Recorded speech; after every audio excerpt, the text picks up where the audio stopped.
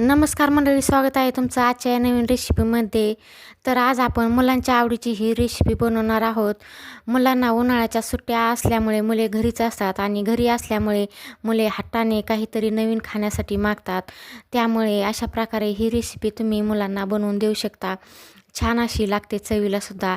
तर इथे मी कांदा घेतलेला आहे कट करून, जिरे मोहरी घेतलेले आहे, थोडेसे शेंगदाणे घेतलेले आहेत, कढीपत्ता घेतलेला आहे, थोडीशी मिरचीसुद्धा कट करून घेतलेली आहे.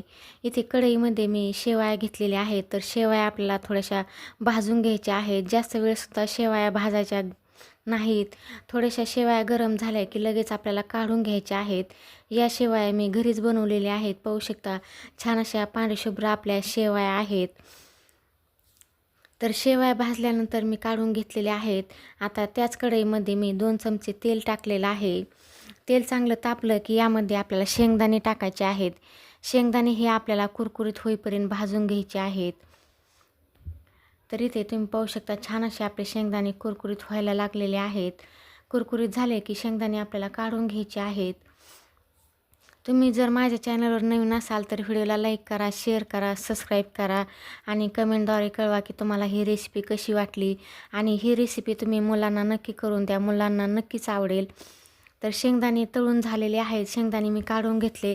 त्यानंतर जिरे आणि मोहरी मी तेलामध्ये टाकलेली आहे. मोहरी चांगली तडतडल्यानंतर त्यामध्ये आपल्याला मिरची कट करून घेतलेली ती टाकायची आहे. इथे मिरची तुम्ही कमी जास्त करू शकता. खूपच लहान मुलं असतील तर तुम्ही इथे मिरची कमीसुद्धा टाकू शकता. तर कट करून घेतलेला एक कांदासुद्धा मी यामध्ये टाकलेला आहे. टोमॅटो जर तुम्हाला आवडत असेल तर टोमॅटोसुद्धा तुम्ही यामध्ये टाकू शकता. थोडासा मी कढीपत्तासुद्धा टाकलेला आहे. कढीपत्ता टाकल्यानंतर 1 मिनिटभर परतून घेऊ. आता यामध्ये आपल्याला पाव चमचा हळद टाकायची आहे. हळद टाकल्यानंतर थोडीशी हळद परतून घेऊ. आता यामध्ये भाजून घेतलेल्या आपल्याला शेवया टाकायच्या आहेत. शेवया टाकल्यानंतर ह्या शेवया आपल्याला 1 मिनिटभर या तेलामध्ये भाजून घ्यायच्या आहेत.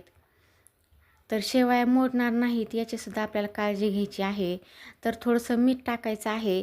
शेवया बनवताना त्यामध्ये थोडंसं मीठ टाकलेलं असतं, त्यामुळे इथे मीठ टाकताना आपल्याला मापातच टाकायचं आहे, कमी टाकायचं आहे. तुमच्या आवडीनुसार तुम्हाला कमी अधिक लागत असेल त्यानुसार तुम्ही मीठ इथे टाकायचं आहे.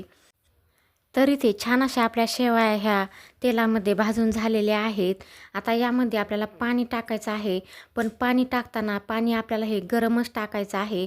तर दुसरीकडे गॅसवर मी पाणी गरम करून घेतलेलं होतं, तर ते पाणी मी यामध्ये टाकलेलं आहे. पाणी किती टाकायचं तर शेवया बुडतील एवढं पाणी यामध्ये आपल्याला टाकायचं आहे. जर जास्त पाणी टाकलं तर शेवया जास्त शिजल्या जातील आणि शेवया मोकळ्या सुटसुटीत होणार नाहीत. तर इथे पाणी कमी टाकलं तर शेवया आपल्या मोकळ्या सुटसुटीत तयार होतात. तर मी पाणी टाकल्यानंतर झाकण ठेवलं. 2 मिनिटांनी झाकण काढून आपल्याला शेवया हलवून घ्यायच्या आहेत आणि परत यावरती झाकण ठेवायचं आहे आणि परत 2 मिनटं या शेवया शिजवून घेऊ. तर इथे पाणी आटेपर्यंत आपल्याला शेवया शिजवून घ्यायच्या आहेत. तर इथे पाहू शकता पाणी सगळं शेवयामधलं आटलेलं आहे आणि शेवयासुद्धा छान अशा शिजलेल्या आहेत. पाहू शकता. एका प्लेटमध्ये या शेवया काढून घेऊ. तर इथे शेवयामध्ये तुम्ही कट करून घेतलेली कोथिंबीर टाकायची आहे आणि तळून घेतलेले शेंगदाणेसुद्धा टाकायचे आहेत. तर तळून घेतलेले शेंगदाणे मी इथे टाकलेले आहेत. थोडीशी त्यावरती कोथिंबीरसुद्धा टाकलेली आहे.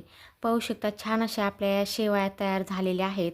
मुलांना नक्कीच आवडतील. तर छान अशा ह्या शेवया तुम्ही नक्की करून पहा. व्हिडिओ आवडला तर लाईक करा, शेअर करा, सबस्क्राईब करा. चला तर मग पुन्हा भेटूया पुढील एका अशाच रेसिपीमध्ये.